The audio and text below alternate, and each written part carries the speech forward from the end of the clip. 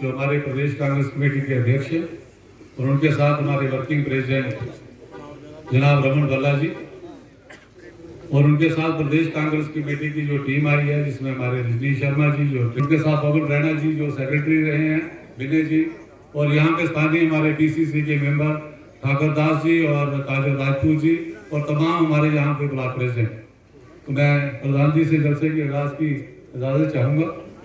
और सबसे पहले मैं काजल राजपूत, जिन्होंने यहाँ पे डीडीसी का चुनाव लड़ा और आप लोगों ने दिल खोल के मतदान किया, उनके लिए कांग्रेस की वो जनरल सेक्रेटरी हैं जिले की और प्रदेश कांग्रेस कमेटी की मेंबर है। मैं उनको कहूंगा कि गुलदस्ते के साथ वो प्रदेश कांग्रेस कमेटी के प्रेसिडेंट जनाब वकार सूलवानी जी का स्वागत करें। काजल राजपूत जी, सूलवानी जी, तालियों के साथ मेरा स्वागत हो रहा है। रमन भल्ला जी, इंडियन नेशनल कांग्रेस जनाब वकार सूलवानी जी,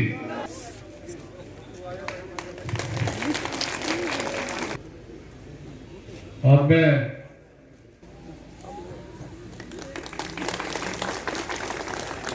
मैं दर्शन जी,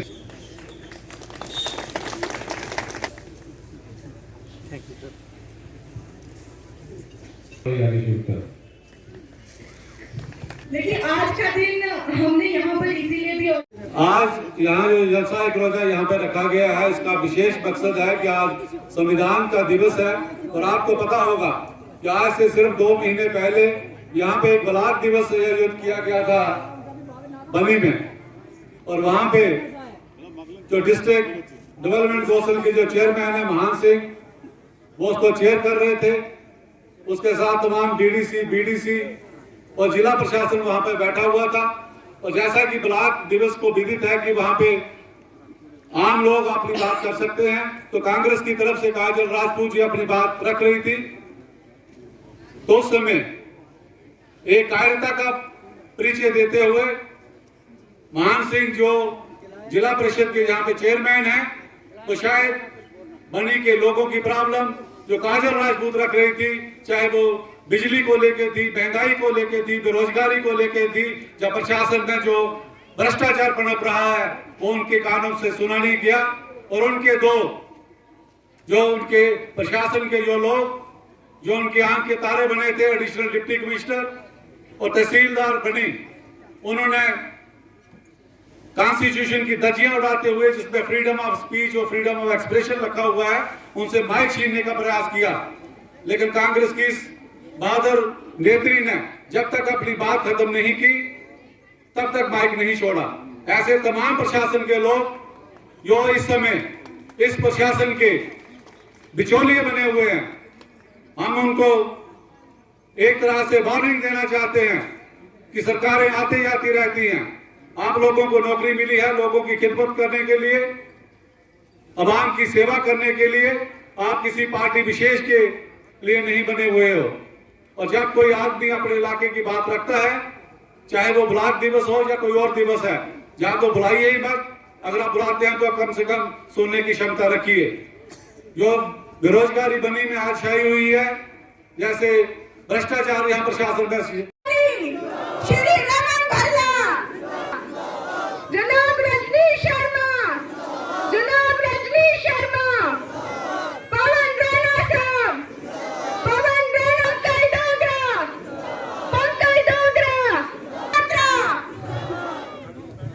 कांग्रेस का हाथ ऊपर रहने चाहिए सबके। इस जलसे की शुरुआत जो होगी वो हमारे डिस्ट्रिक्ट के जो प्रेसिडेंट प्रोग्राम की शुरुआत करेंगे, तो मैं पंकज डोगरा जो हमारे डिस्ट्रिक्ट के हमारे तमाम हमारे जो यहाँ पे साथी कांग्रेस पार्टी जो है वो दूसरे से हैं, मोहम्मद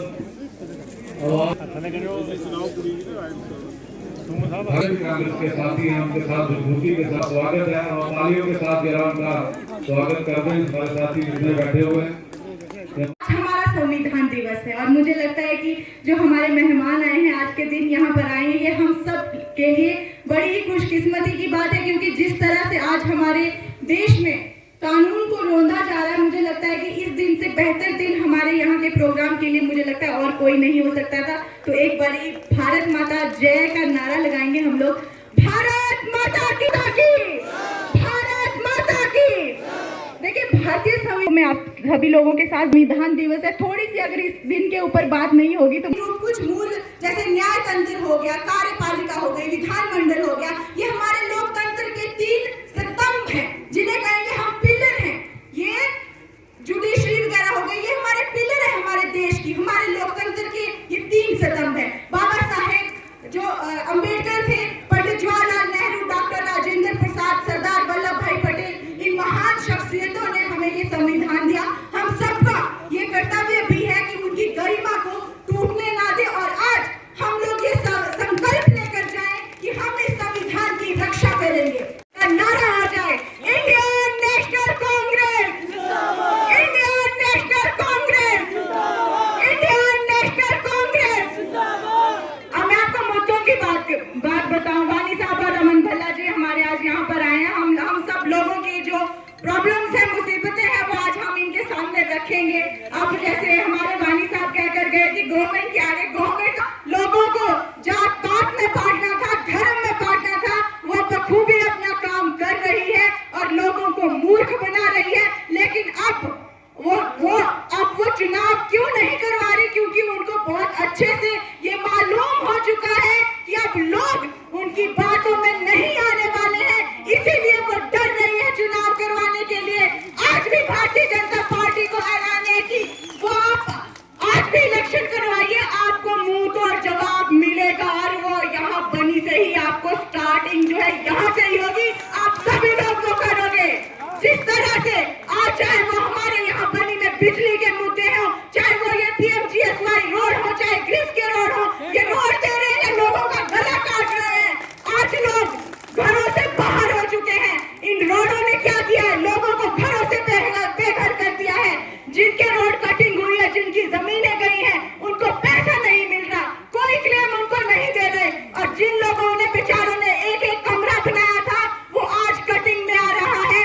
लेकिन अगर उनकी पार्टी का कोई एक बंदे का एक खेत आएगा और पूरी तरह से अगर पूरा गांव जा रहा होगा, वो एक खेत बचाने के लिए वो पूरे गांव को सूली पे चढ़ा देंगे। लेकिन अपने बंदों की बात इस तरह से गरीब लोगों को ये भारतीय जनता पार्टी सता रही है। लेकिन आप लोगों को मैं कहूंगी, अब ये आपके ये जो बीजेपी के लीडर्स आपके द्वार पे आएंगे, आपके दरवाजे पे आएंगे, तो आप लोगों ने उनसे एक ही सवाल करना है कि आपकी पार्टी ने हमारे घरों के लिए, हम गरीब जनता के लिए, हम लोगों के लिए क्या किया है? ये जो लोग कह रहे हैं ना भाजपा वाले कि हम 2014 के बाद हम पूरे भारतवासी आजाद हुए, क्या उससे पहले 2014 से पहले आप सभी लोग बताइए, हम क्या जंगलियों की जिंदगी जी रहे थे? हम पत्ते पुत्ते बांध के घूम रहे थे क्या? हम तब भी आजाद थे और हम आज भी आजाद हैं। और इस आजादी में अगर किसी ने पार्टिसिपेशन किया है तो वो कांग्रेस पार्टी ने किया है। इस देश को अंग्रेजों से भी भगाया और इन जो अब ये भारतीय जनता पार्टी के ये जो काले अंग्रेज हैं, इनसे भी हम आजाद करवा के रहेंगे अपने भारत देश को। और है तो वो आप लोग मुझे बता सकेंगे कि जो यहाँ पर बुजुर्ग हैं, मैं उनसे कहूंगी कि यहाँ पर आए और चंद अल्फाज जो है आप लोगों के सामने वो रखेंगे। ठाकुर दास जी प्लीज मंच पर हैं। नहीं लिखा तो चलो आप कर लेंगे ऐसे।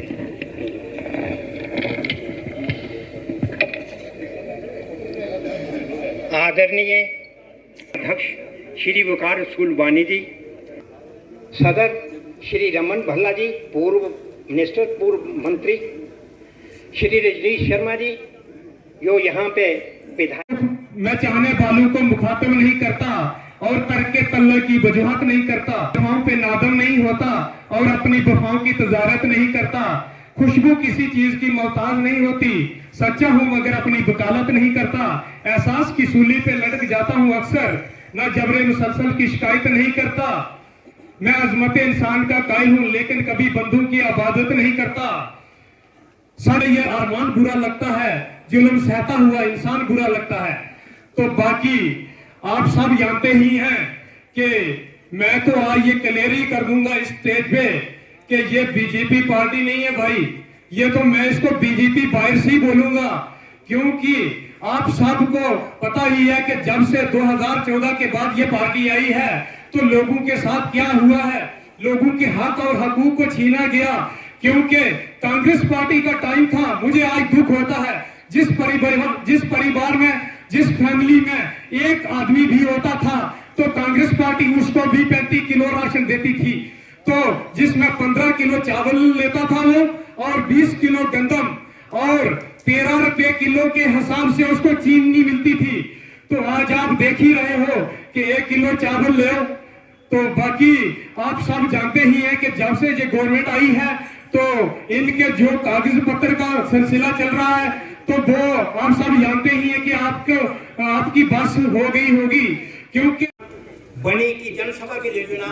आज के दिन 26 नवंबर 1947 को आजाद हिंदुस्तान का आइन B.R. अम्बेडकर की रहनुमाई में लिखकर मुकम्मल हुआ था और इसी आइन को 26 जनवरी 1950 को देश में लागू किया गया था और उस दिन से 26 जनवरी 1950 से ब्रिटिश राज का खात्मा हुआ और खुद मुख्तियार आजाद हिंदुस्तान दुनिया के नक्शे पर उभर कर सामने आया। आपके सामने मैं पहले क्या हुआ उसको बताना चाहता हूं।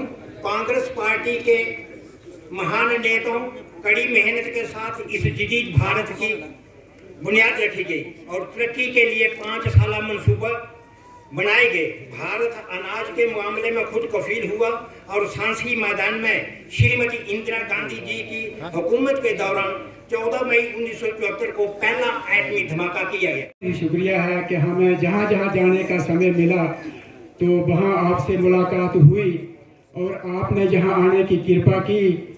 हम सब यहाँ आपके लिए बहुत बहुत धन्यवादी हैं और मैं अब ज़्यादा समय ना लूँगा क्योंकि हम सब हमारी आपसे मुलाकात होती रहती है और हम तफसीलन बात आपसे करते रहते हैं। मैं सिर्फ 5 मिनट लूँगा, 3 मिनट ही मैं टाइम लूँगा। आज की जो महंगाई है उस पर मैंने ये कविता लिखी है। मोदी जी दे सूट दी सिलाई मार गई, मोदी जी दे सूट दी सिलाई मार गई, GST दी कीमत वाली दवाई मार गई, फीस वाली बच्चे दी पढ़ाई मार गई, गुजरात वाले दूध दी मलाई मार गई, नोटबंदी दी लाइन दी लंबाई मार गई, बाकी कुछ बचा तो महंगाई मार गई, महंगाई मार गई। आदाब सत श्री अकाल भी बोलने पौंदा कि सरदार इके बड़ा है 1.25 लाख तो सरदार ने सत श्री अकाल गल है कि मती गल्लां जिहड़ियां ने जिहड़े लोग पहले बोलने नेता साढ़े बोले उन्हें अपनी गल्लां रखियां ने और बनी दी जिहड़ी मुश्किलातां ने बनी दे लोगों की जिहड़ियां परेशानियां ने और भी कई पॉइंट उन्हें रखे कि भाई ये इलाके जिसने बड़ी मुसीबत चला दी है। ये मुसीबत जिहड़ी हटनी है ये वोटें करने हटनी, तुसें वोटें करने लाई है मगर क्योंकि वोट जिले बीजेपी की चली है तो बीमारी तुहानूं लगी। हुण इस बीमारी की ढाने का एक तरीका है जिले कोई दोबारा वोटें का मौका आंदा इन्हें की वोटें की चोट करने ताकत करने बाहर कड्डो तां बचाव होना, नहीं तो बड़ी मुश्किल हालात ने। पहले की होंदा कि जिहड़ी साडी हिंदुस्तान की सरकार है वो जिहड़ी छोटी छोटी स्टेटां ने उन्हें की पैसे दिंदियां फंड दिंदियां लोगों के गुजारे लई, कोई राशन की स्कीमां चलांदियां, कोई बिजली की चलांदियां, कोई नौकरी की चलांदियां। लेकिन ये पहली सरकार है जिहड़ी दिल्ली पई है, लोगों की दया नहीं कुछ नहीं, लेकिन दिन रात लोगों का खून चूसा दी है, कदे कोई टैक्स ला दी कदे कोई टैक्स ला दी। इसलिए आने वाला टाइम जो संभालो और वापस कांग्रेस के कन्ने जुड़ो, कांग्रेस पार्टी के लोगों का साथ दो ताई बचाओ ना, अदरवाइज बड़ा मुश्किल है। ये बनी में को काजल राजपूत और बाकी हमारे जो आला नेता यहाँ पे संघर्ष कर रहे हैं, जिला स्तर पर हम सब लोग इनका सहयोग कर रहे हैं। आज हमारे प्रदेश के नेता वकार रसूल वानी जी और रमन भल्ला जी की यहाँ मौजूदगी यहाँ दर्शाती है कि हम सब लोग कांग्रेस के बनी के साथ खड़े हुए हैं और काजल राजपूत के साथ खड़े हुए हैं। ये यहाँ भी अपनी आवाज बुलंद करेगी। आप सोचिए कि पूरी कांग्रेस इनके साथ खड़ी है। आने वाले दिनों में हम सब लोग यहाँ पे आते रहेंगे और जो जो भी आपकी मुश्किलात है, महंगाई को लेकर, भ्रष्टाचार को लेकर, बेरोजगारी को लेकर, इलाकाई की नाइंसाफी को लेकर, वो सब के लिए आपकी आवाज को बुलंद भी करेंगे। आपको कहीं भी प्रशासन का सहयोग लगे, चाहे वो पुलिस का हो या किसी रेवेन्यू का है, आप जिला स्तर पर और प्रदेश स्तर के नेताओं को हमारे यहाँ आ सकते हैं, आपके सारे मसले हल होंगे। आज के इस जलसे को जो यहाँ पर किया जा रहा है, मैं वकार साहब को बताना चाहता हूं कि इस जलसे को खराब करने के लिए कितने प्रयास यहाँ पे भारतीय जनता पार्टी और उसके साथ जो मिला हुआ प्रशासन है उसने किया। सबसे पहले तो उन्हें बिजली यहाँ सुबह से गुल कर दी है। यहाँ पर वकार साहब, सुबह से यहाँ बिजली नहीं है। जहां तक बिजली के बिल यहाँ पे आते हैं, हम पिछले दिनों लोहांग में गए थे तो उन्होंने कहा कि हमने विभाग के कोई जेई आए थे, उसके खिलाफ बात की तो अगले दिन हमें जो बिल थमाया गया वो दुगना थमा दिया गया। इस तरह से ये बदले ये लोग यहाँ पे ले रहे हैं। यहाँ जो डीपीआर सड़कों की बनी हुई है, अपने खास लोगों को फायदा पहुंचाने के लिए गांव को एक तरफ रख दिया जाता है और उस विशेष व्यक्ति के लिए सड़क यहाँ पे दी जाती है। इन सबको हम यहाँ पर देखेंगे और जिन लोगों को मुआवजा नहीं मिला है उनके लिए भी संघर्ष हम सब यहाँ पे करेंगे। मैं वकार साहब को करूंगा कि आज बनी में ही रुके, भल्ला साहब आज बनी में ही रुके, लोगों की आवाज सुने, इनके गांव तक जाएं और वहां देखें किस हालातों में ये लोग जी रहे हैं। और इस इलाके को किसी जमाने में पंडित भगत राम शर्मा जी ने, आज पंडित भगत राम शर्मा जी का नाम पूरे जम्मू कश्मीर या पूरे हिंदुस्तान में है, तो बनी के लोगों की देन है। हम सबको पता है कि जब भी उन्होंने जहां से चुनाव लड़ा तो सबसे ज्यादा वोट उनको बनी से मिलते थे और बनी उनको जिताती थी। कांग्रेस का जब मुख्यमंत्री था तो यहीं पे कॉलेज भी बने, हॉस्पिटल भी बने, सड़कें भी बनी, लेकिन वो लोग तभी कर सकते हैं जब आप अपना वोट देते हैं। कोई व्यक्ति विशेष नहीं है, हम सब आपके वोट से बनते हैं। कितना बड़ा नेता हिंदुस्तान में बने, चाहे बनी में बने, चाहे कठुआ में बने, चाहे जम्मू में बने, आप लोगों के वोट से वो जीतता है। और आपकी काम करना उसका एक किस्म से मैं कहूंगा कि उसका धर्म बनता है। ये शर्तों के साथ इस रियासत की नौकरियां सिर्फ हमारे नौजवानों के लिए हैं। इस रियासत की जो जमीन है वहां बाहर का आदमी पांव तक नहीं रख सकता, वो जमीन खरीद नहीं सकता। आज औने पौने दामों पे पूरे जिले कठुए की जमीनें यहाँ पर खरीदी जा रही हैं। बगल में बकार साहब हिमाचल पड़ता है, भल्ला साहब, आप वहां दोनों की संख्या में लोग कठुआ जिले में, कभी पहाड़ी क्षेत्रों में, कभी मैदानी क्षेत्रों में, कभी कंडी क्षेत्रों में। बड़ी वाले भी फख्र महसूस करते होंगे कि कांग्रेस की लीडरशिप विकास साहब हमारे साथी आप लोगों के बीच में आ जाए हैं। आज एक खास दिन को लेके, आज हमारा कॉन्स्टिट्यूशन डे है। आज के दिन हमें वो कॉन्स्टिट्यूशन मिला जो सबसे बड़ा ग्रंथ था, जिसके माध्यम से हिंदुस्तान बुलंदियों को छू रहा है। आज हिंदुस्तान एक बढ़ती ताकत बनी तो उसके पीछे रूह थी वो कॉन्स्टिट्यूशन की। आज के दिन हम उसको समर्पित करते हुए उन लोगों को जिन्होंने इस कॉन्स्टिट्यूशन को बनाया और उनके साथ जिन लोगों ने इनका सहयोग किया, आज वो चाहे हमारे बीच में नहीं है, गुलामी की जंजीरों से जकड़े हुए भारत को आजाद करवाते हुए हमें एक किताब यहाँ पे दी, वो थी कॉन्स्टिट्यूशन। पहली कॉन्स्टिट्यूएंट असेंबली जो बनी उसमें 26 नवंबर 1949 को उसको अडॉप्ट किया और 26 जनवरी 1950 को उसको लागू किया। वही एक वजह थी जिसके माध्यम से हमें उन चीजों पे चलते हुए, भारत को मजबूत करते हुए आज हम बुलंदियों को यहाँ पे छू रहे हैं। हम आज के दिन पंडित जवाहरलाल नेहरू को भी याद करते हैं कि जिनकी दूरंदेशी थी, उन्होंने बाबा अम्बेडकर साहब को चुन के उस कॉन्स्टिट्यूंट असेंबली कॉन्स्टिट्यूशन बनाने की इजाजत देते हुए एक मुकाम तक पहुंचाया। आज वो कॉन्स्टिट्यूशन कोई आराम से नहीं बना, तमाम सारे साथी बुजुर्ग हैं।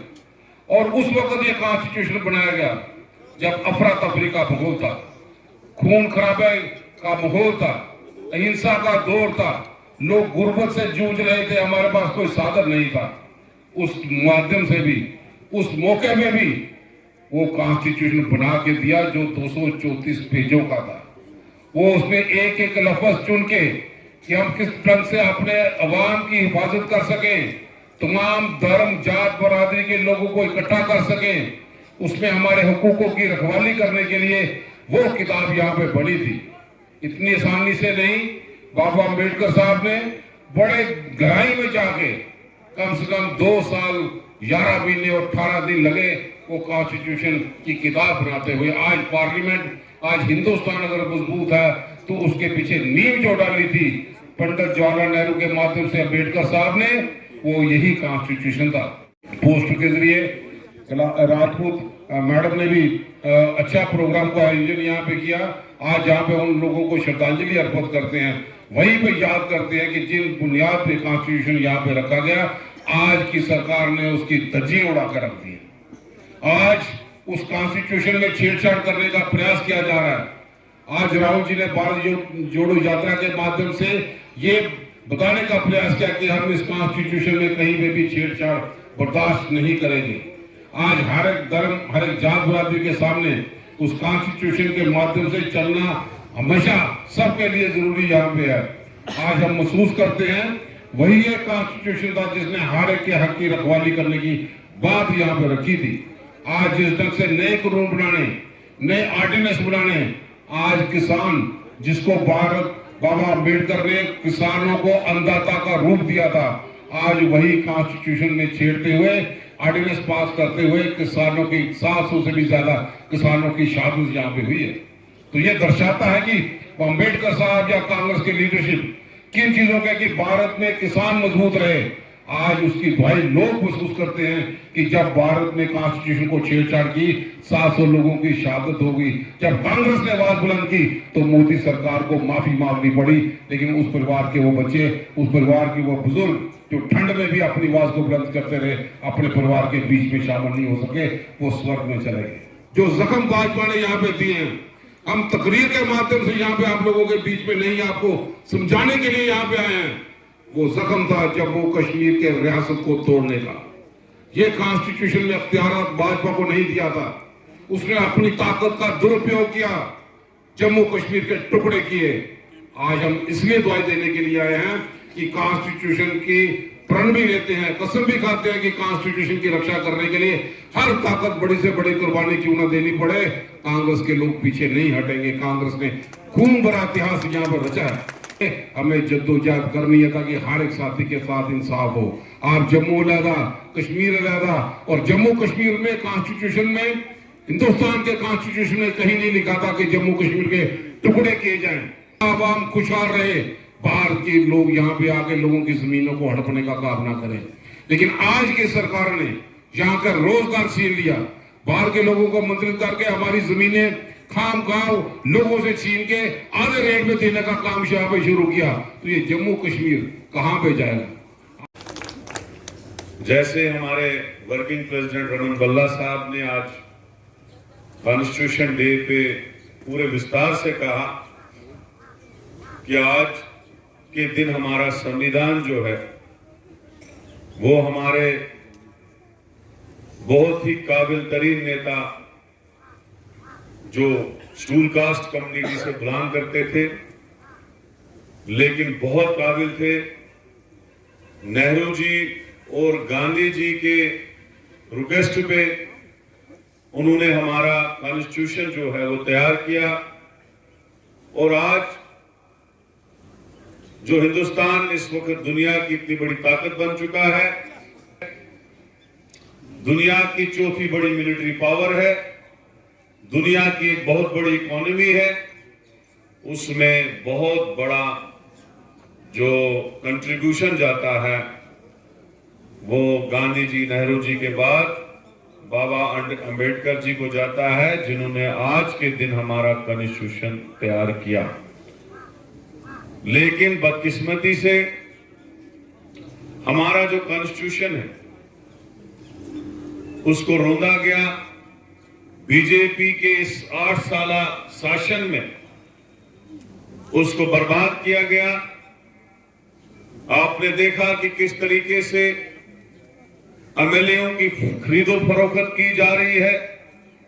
आपने देखा कि किस तरीके से डिलिमिटेशन कमीशन जम्मू कश्मीर में बना और किस तरीके से इन्होंने कॉन्स्टिट्यूंसियां जो है बनाई, जहां डिजर्व करती थी कॉन्स्टिट्यूंसियां वहां नहीं बनाई और जहां एक की अपनी मर्जी थी कॉन्स्टिट्यूंसी बनाने की, वहां बना ली।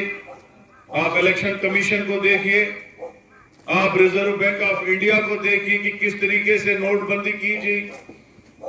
तो सारा कॉन्स्टिट्यूशन जो है वो बीजेपी ने उस पे जो है कॉन्स्टिट्यूशनल पोस्ट को या कॉन्स्टिट्यूशन को पूरी तरह से रोन डाला और उसको मजाक बना दिया। आज के कॉन्स्टिट्यूशन के दिन पे मैं यही कहना चाहता हूं, ज्यादा मैं नहीं बोलूंगा क्योंकि वर्किंग प्रेसिडेंट साहब ने पूरे तफसील से कहा। मैं यही मैसेज देना चाहता हूं पूरे हिंदुस्तान के लोग और जम्मू कश्मीर के लोगों को खुसूसन इस पे उठ के खड़ा होना चाहिए और बीजेपी से ये पूछना चाहिए कि किस कॉन्स्टिट्यूशन ने आपको इख्तियारात दिए थे कि हमारी जो रियासत थी जिसमें स्पेशल स्टेटस था, हमारे लोग जो है खुशहाली की जिंदगी गुजारते थे, हमारे लोग डेमोक्रेटिक तरीके से वोट डालते थे, अपना चीफ, क्या आपने हमारी स्टेट को यूटी बनाया? किसने हमें आपको इजाजत दी थी? क्या आपको वो इलेक्शन के वक्त बोलने आए थे कि हम आपकी रियासत को यूटी बनाएंगे? अगर ये बात उन्होंने जलसों में कही होती, इलेक्शन में कही होती, मुझे नहीं लगता है कि जम्मू कश्मीर में उनको कोई वोट देता, उनको कोई सीट देता, उनको कोई उनकी तरफ जाता। लेकिन बीजेपी ने हमारे लोगों के साथ मजाक किया, हमारे वोट का गलत इस्तेमाल किया। वोट का गलत इस्तेमाल करने के बाद अपनी कॉन्स्टिट्यूशनल पोस्ट जो उनको वोट से मिली थी उनका गलत इस्तेमाल किया और हमारी रियासत के दो टुकड़े किए, हमारी रियासत को यूटी बनाया, हमारी रियासत को बर्बादी की तरफ ले गए। आज 9वां साल चढ़ने लगा, हमारी रियासत इलेक्शन के बगैर है। आज यहाँ पे जितने बोलने वाले लोग हैं उन्होंने ये कहा कि हमारी सड़कें नहीं बन रही है, हमारे राशन कार्ड जो है वो नहीं बन रहे हैं, बीपीएल राशन कार्ड काटे जा रहे हैं, बिजली की बिलें डबल आ रही है, हमारे काम नहीं हो रहे हैं, हमारी सड़कें नहीं बन रही है, हमारी सड़कों में कंपनसेशन नहीं मिल रहा है, हमारी बिजली के ट्रांसफार्मर नहीं लग रहे हैं, हमारी बिजली में कटौती हो रही है। जो मैं यहाँ पे सुन रहा था, जो हालात आप के बनी के लोगों की है, अगर आपका नुमाइंदा काबिल होता, अगर आपका नुमाइंदा काम करने वाला होता, अगर आज गवर्नमेंट होती तो आप इतने मजबूर नहीं होते, आप इतने परेशान नहीं होते। बादशाह सलामत पुराने जमाने में होता था, जो किसी की नहीं सुनता था, उसी तरीके पे उसी तर्ज पे यहाँ पे एलजी हुकूमत एक आदमी की जो है लगा के रखी है और अपनी मर्जी से यहाँ पे सिस्टम चला रहे हैं। मैं आज के डेट पे, इस कॉन्स्टिट्यूशन डेट पे कहना चाहता हूँ बीजेपी की सरकार को कि जल्द अज जल्द हमारी स्टेट पे इंतखाबात हो, जल्द अज जल्द हमारी स्टेट वापस हो, जल्द अज जल्द हमारा स्पेशल स्टेटस वापस हो। हम ये आज कॉन्स्टिट्यूशन के दिन पे आपको कहते हैं कि अगर आपने इसी तरह से हम लोगों को आजमाया, हम लोगों को परेशान किया, वो दिन दूर नहीं जब बनी से लेके कश्मीर तक, लोलाब तक, करना तक, उड़ी तक, बनाव, चिनाब वैली और रजौरी पुलिस तक लोग आपके खिलाफ सड़कों पे उतरेंगे। उस वक्त आपको संभालना मुश्किल हो जाएगा।